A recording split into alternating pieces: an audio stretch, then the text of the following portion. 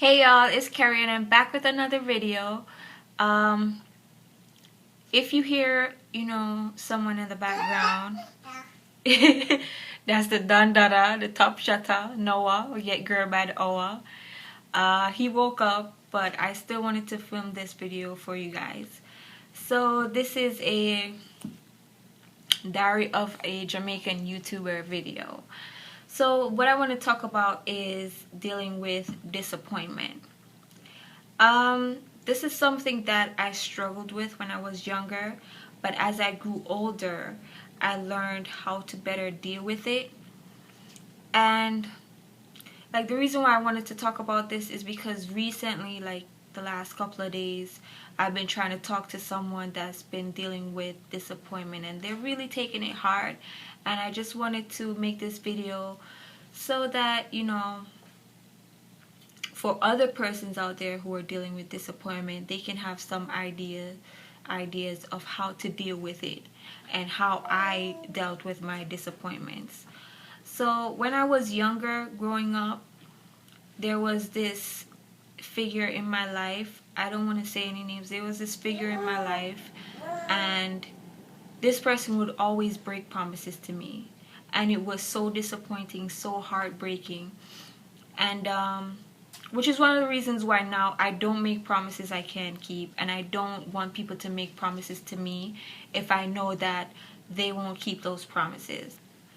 So one quote that I learned a long time ago is that you can't let today's disappointments cast a shadow on tomorrow's dreams.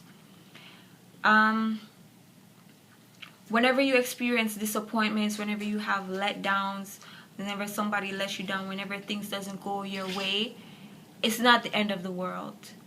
Yes, that might just put a stop to what you want right then, but it's not the end. There's always some way to get around. There's always some way to do something. And even if you can't do that particular thing that you wanted to do, there's a million other things in this world that you can do that you can be great at. So a disappointment is just a setback, and you have to use that as a stepping stone to build yourself, to make yourself better. One of the things that I learned pretty much by, going through so much disappointment is that you have to let it out. You can't keep your feelings in. You have to let it out. It's understandable that if you're disappointed, if someone's disappointed you, you're going to feel sad, you're going to feel angry, maybe even hurt. But you can't let it consume you. You have to let it out. I used to write.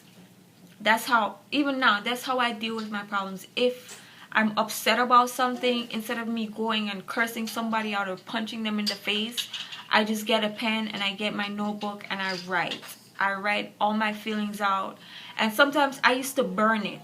And it's like, that's like me cleansing myself. Like I just burned all my problems and it's not going to bother me anymore. That's something that I did that helped me. So just write it, or talk to someone. Talk to someone. Maybe they can help you out, give you some good advice. Even crying helps. If you're so angry that the words can't come out and you just cry, even that makes you feel better. There's a saying that says, tears washes the heart and the soul.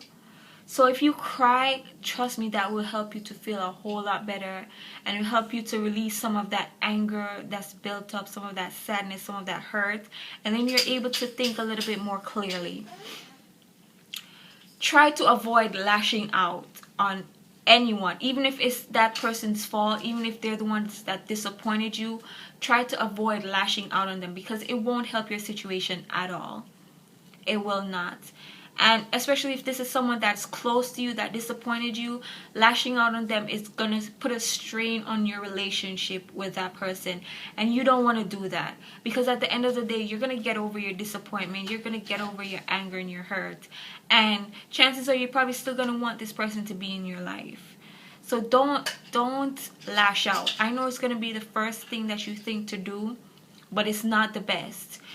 If you want to lash out, if you have angry words, write them down. Keep them to yourself. Don't go and put those words out there, because once they're out there, you can't take them back. You can apologize and you can say you're sorry and you didn't mean it, but you can never take those words back. They're always going to be in that person's mind. They're going to be scarred in that person's mind. And even if they say it's okay, it's no problem, trust me, it's still there in their mind. And you don't want to do that. The next thing you want to do is you want to put your problems into perspective. I know at the time when you're experiencing disappointment, it's like nothing else in the world matters. But that's not true. I mean, you have to ask yourself, will this matter in a year or a week or a month? And usually that will bring you back to reality. It's like, okay, you know, it didn't work out this way, so maybe I can try it this way, because in a week, I mean, it's really, there's going to be something else that I'm angry about or disappointed about, and then this will seem like nothing. So I mean, try to put your problems into perspective. Like I said, talk to someone about it. They can help put it into perspective if you can't.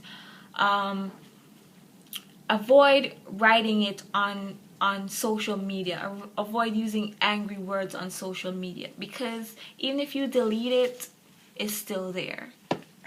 It's still there even if you delete it, and it can always be found, and you don't want that. You don't want to put yourself in that predicament. Like I